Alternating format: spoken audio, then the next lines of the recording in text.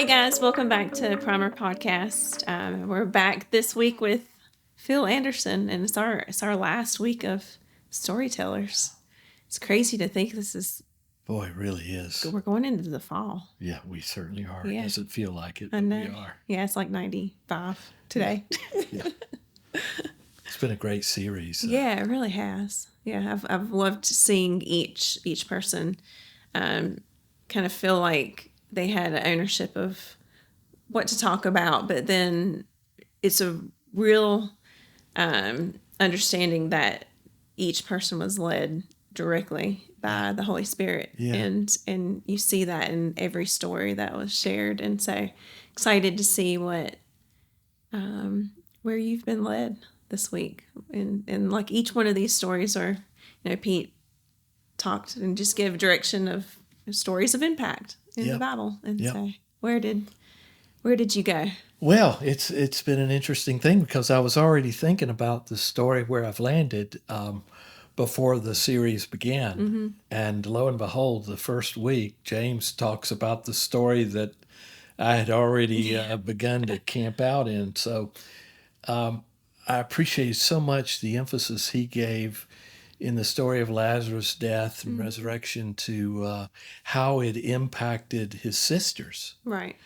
And at first I thought, well, I'll just go another direction. But then I was just stuck on this story because it had gotten a hold of me. Was an impact on you? Yeah, it definitely had. And so I decided to stick with it, but come at it from a different angle and put the emphasis more on Lazarus and on Jesus. Yeah. So is it, this story is something that I think we see a lot, especially when we talk about miracles. Yeah. When we talk about the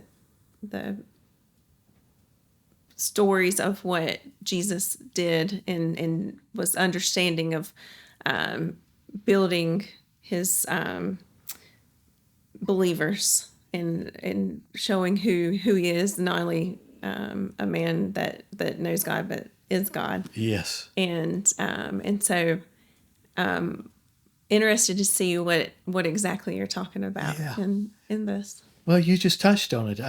One of the most fascinating things in the world to me is this mystery of that Jesus is. He's fully God, and yet he is fully human. And I don't believe there's a story that better illustrates those two qualities, aspects, realities of Jesus than this story does. I mean, here's Jesus demonstrating his power over death, his ability to bring a person back to life, and yet he weeps. He shows deep feelings, emotions, and he cares, and that's just very compelling and comforting to me. Yeah.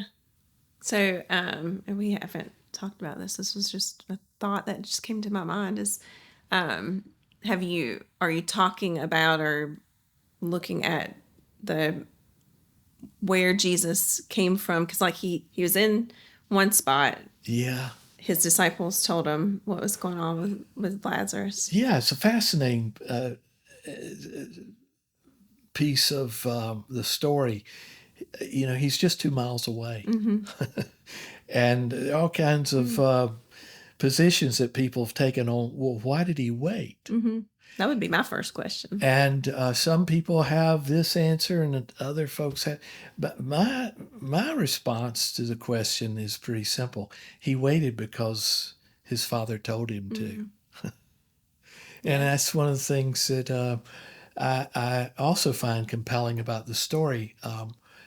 It's the theme of his life. Jesus didn't do anything on his own. Everything he said, every place he went, everything he did, he was instructed And we see that. I mean, when he's 12 years old and his parents find him in the temple, and of course they're very upset with him. He's, when you lose God, that's a pretty serious offense, and so they're a bit upset with him. And he says, well, "Don't you understand? I have to be about my Father's business," and the rest of his life could be described that way. Yeah. So once he does get there, Yeah. and at this point, Mary and Martha are pretty mad. Oh, yeah. Hurt. Yeah. Deeply hurt. And I think we've all felt disappointed at times with God. Mm-hmm. We've prayed, and appealed to God. And why aren't you? Is it too much to ask? Mm-hmm. And for him to have this special friendship with their brother and to not come, Right. that must have seemed cruel to them. Mm-hmm. But they weren't able to see all that Jesus could see. Yeah. Yeah. Because like Lazarus and Mary and Martha were really close Oh, they were besties. Yeah. to Jesus. Yes. And because I can't remember if it was you, I think it probably was you that had said that maybe this is what you're going to talk about a little bit. See. Is some say that Lazarus could have been a disciple. Yeah, that's actually a fairly recent idea that scholars are embracing. It's been forever assumed or believed that in John's Gospel, when he references the disciple whom Jesus loved, he's talking about himself. Right. That's what it seems like. And there is a bond. There's a very special bond that Jesus had with John. Mm-hmm. But there's a belief growing, I think, among scholars that Lazarus could have, in fact, been the one that John was talking about. Yeah.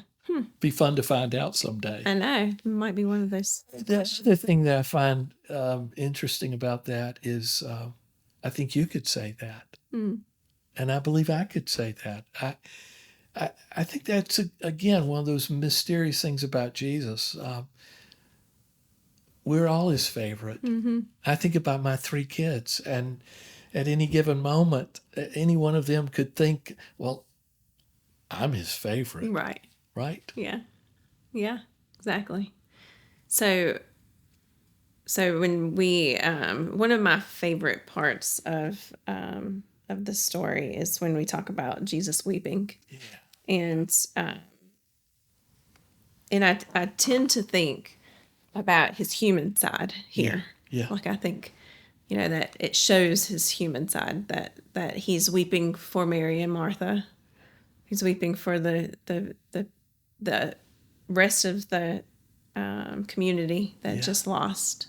Yeah. But yet he knows what he's getting ready to do. Yes. So yeah. it doesn't. How could Jesus, just days before he is laid in a tomb, not stand before Lazarus' tomb and think, I'm next? So I think there's that. The tomb is in a garden.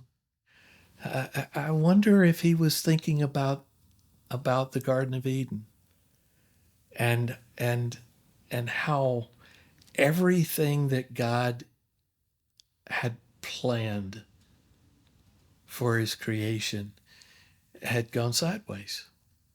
And this perhaps was just a screaming symbol to him of how this was not part of the plan. Death was not part of the plan. This is not what we wanted. Mm-hmm. It's you also mentioned something to me about the feeling of